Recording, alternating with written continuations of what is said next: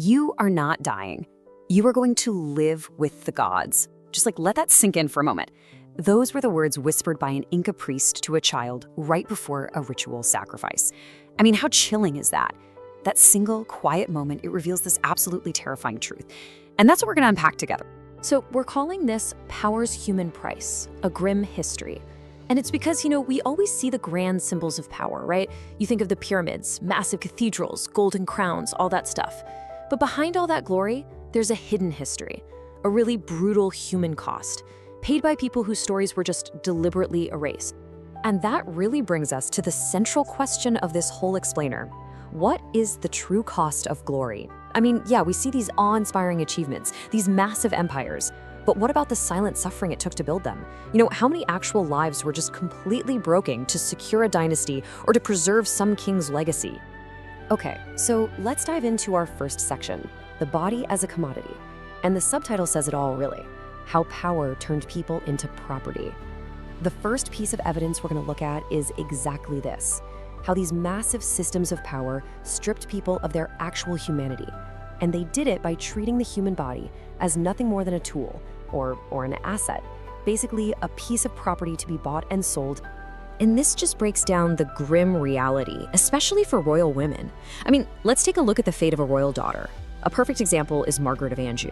She was promised to the King of England when she was just 6 years old. 6! So on paper, the official purpose was a political alliance, securing a dynasty, a peace treaty. Sounds great, right? But the human reality? Her childhood was just erased. Her body became a bargaining chip.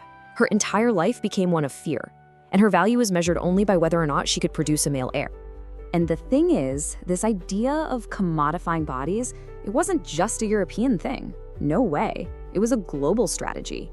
You see it as political treaties with medieval queens, as religious offerings, even as instruments of succession, where queens were literally sacrificed in childbirth. A really stark example of this comes from the Inca Empire. They had this incredibly systematic process for selecting young girls, known as the Akla, to become essentially property of the state. So, who were the Akya? Well, the name means chosen woman, and these were young girls, about 8 to 10 years old, selected by the Inca state for their physical perfection. Now, try to imagine this terrifying scene. Imperial officials show up in your village. They line up all the girls between 8 and 10, and they just inspect them. They check their teeth, their skin, their limbs. They're not choosing people, they're choosing raw material. A single small scar, a tiny birthmark, and you're rejected. But if you're chosen, your childhood is over, right there, in the middle of the village square. You're taken from your family and raised as property of the empire.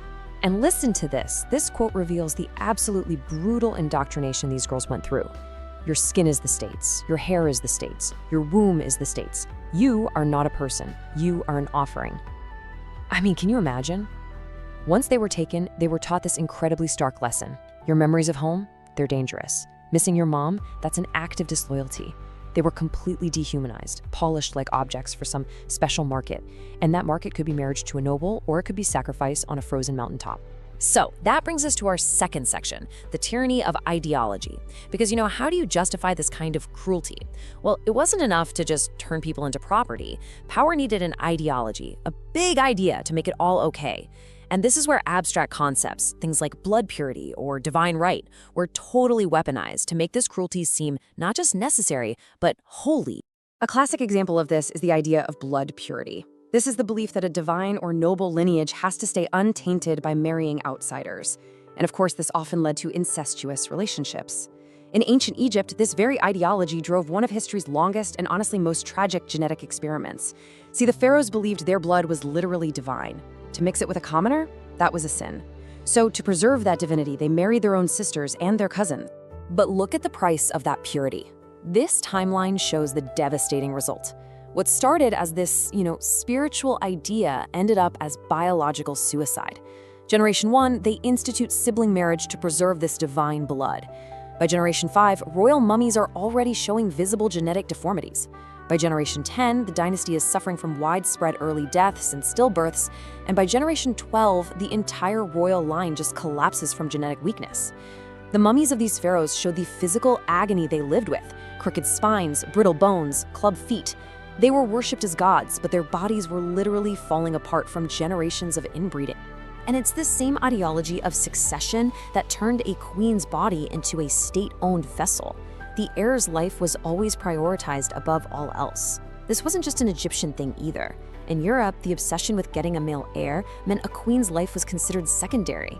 King Henry VIII, for example, explicitly ordered doctors to save his son, Edward, even if it meant sacrificing Queen Jean Seymour during childbirth. She was cut open without anesthesia and died 12 days later. In that moment, she wasn't a person. She was just a vessel for the dynasty. Okay, this brings us to our third and final section, the spectacle of control. I mean, think about it. How do you keep an entire population obedient in a system this brutal? Well, the answer was often public, ritualized terror. It was all about turning suffering into a spectacle to enforce control. So, let's look at the number 7. What does this mean? This represents the horrific 7-day verification ritual forced on a 12-year-old queen, Isabel of Valois, when she married the King of England.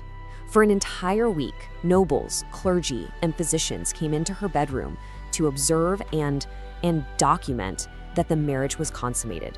Her pain, her humiliation, it was all meticulously recorded. Why?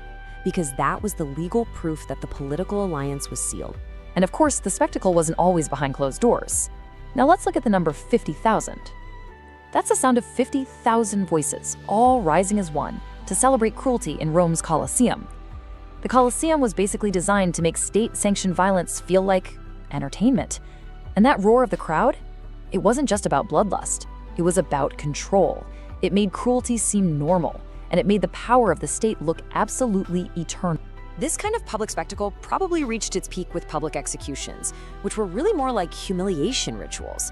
Think about the final hours of Marie Antoinette. It wasn't just about killing her, it was a performance. First, a show trial on fake charges, then she was stripped of all her titles, all her dignity. Then came a long, degrading procession through jeering crowds.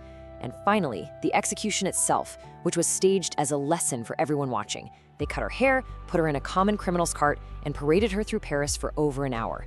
Every single step was designed to crush her spirit and to terrorize anyone watching into obedience. So as we start to pull all these threads together, you begin to see it, right? These horrifying events, from the Inca Empire to ancient Egypt to medieval Europe, they're not just random, isolated incidents of cruelty. The pattern is not accidental. It is the machinery of power. And the common machinery of power always seems to work the same way. It doesn't matter if you're in ancient Egypt, the Inca Empire, or medieval Europe, the tactics are just strikingly similar.